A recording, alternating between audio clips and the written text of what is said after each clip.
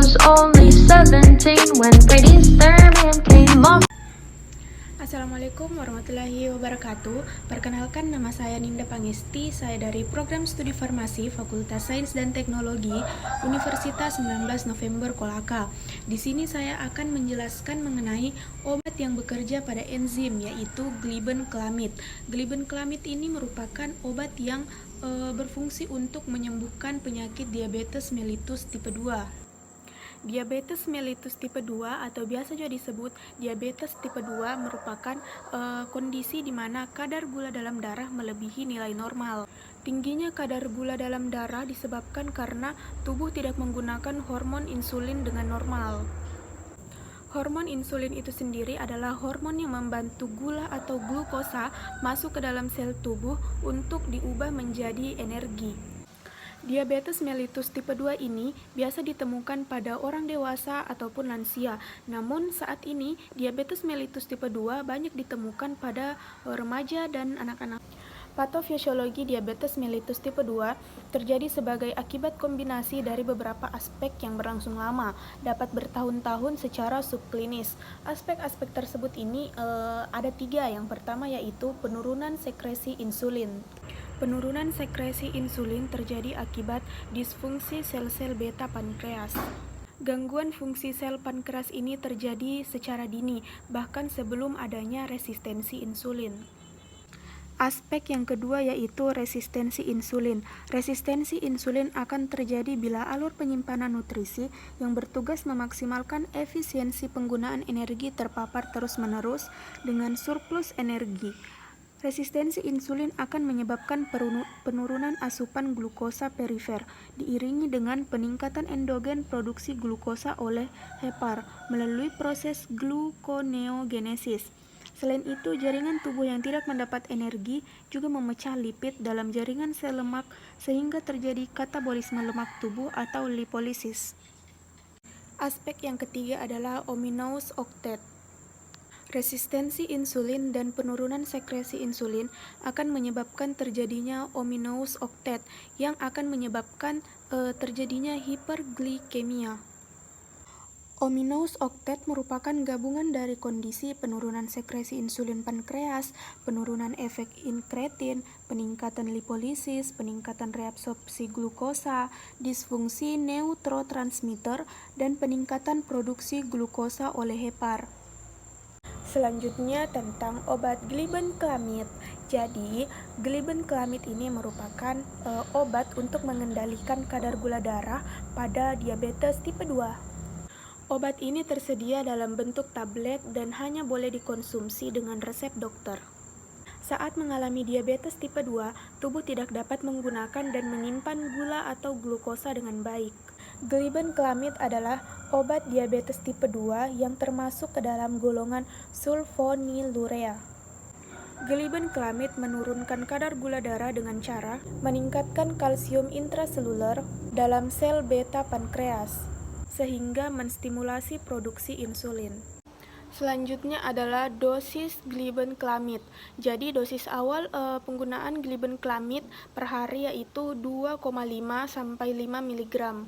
Dosis bisa ditingkatkan setiap minggu sampai batas dosis maksimal yaitu 20 mg per hari.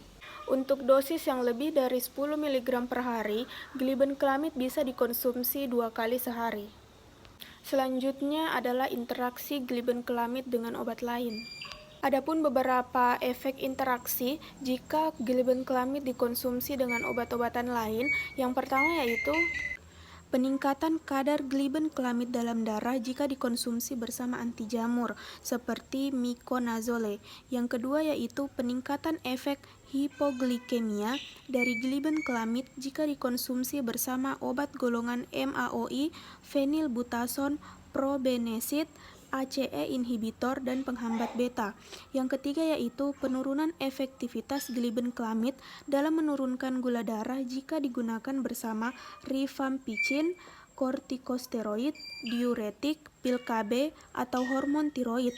Yang terakhir yaitu peningkatan resiko terjadinya kerusakan hati jika dikonsumsi bersama bosentan.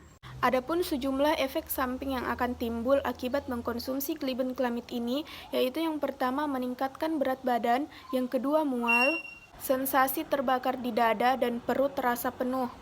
Poin terakhir yaitu mekanisme molekuler glibenclamid. Mekanismenya ini terbagi menjadi 3, yang pertama yaitu farmakologi, yang kedua farmakodinamik, dan yang ketiga farmakokinetik. Farmakologi glibenclamid. Farmakologi glibenclamid adalah obat anti-diabetes oral yang berada pada golongan sulfonilurea generasi kedua. Pada sulfonilurea generasi pertama seperti chlorpropamid, tolazamid, dan tolbutamid memiliki waktu paruh yang lebih panjang dan resiko hipoglikemia yang lebih tinggi dibandingkan generasi kedua seperti glipisid, glimepirid, dan gliburid atau glibenclamid. Farmakodinamik glibenclamid. Glibenclamid bekerja menurunkan kadar gula darah dengan cara meningkatkan pelepasan insulin dari pankreas. Mekanisme ini bergantung pada sel beta pankreas. Sulfonilurea menempel pada reseptor yang spesifik di sel beta pankreas dan menyekat pemasukan kalium melalui kanal ATP dependen. Aksi ini kemudian mempengaruhi peningkatan kalsium ke sel beta pankreas yang menyebabkan kontraksi filamen aktomiosin yang bertugas untuk memicu eksositosis dari insulin. Sekresi insulin ini bergantung pada kadar gula sehingga dapat menyebabkan hipoglikemia. Karena kerja sulfonilurea yang berkaitan dengan sel beta pankreas, penggunaan sulfonilurea dalam jangka panjang berisiko membuat terjadinya penurunan regulasi reseptor sulfonilurea pada permukaan sel beta pankreas. Pemberian glibenclamid dosis 0 sampai 2,5 mg per hari telah terbukti meningkatkan kadar insulin darah secara signifikan. Glibenclamid dosis 0 sampai 2,5 mg per hari secara signifikan dapat menurunkan gula darah, tetapi penurunan berikutnya tidak berbeda bermakna pada dosis 2,5 mg ke 5 mg, 5 mg ke 10 5 mg, dan 10 mg ke 20 mg. Yang terakhir yaitu farmakokinetik glibenclamid. Yang pertama sini ada absorpsi. Glibenclamid adalah obat yang bersifat lipofilik dengan kelarutan pada pH yang rendah.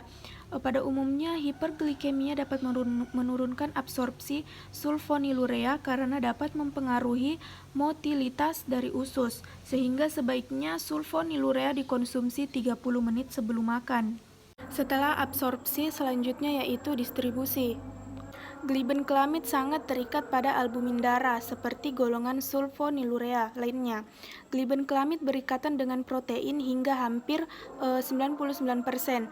Distribusi terbesar adalah ke ekstraseluler. Jumlah yang masuk ke siklus enterohepatik sangat sedikit bahkan hampir tidak ada.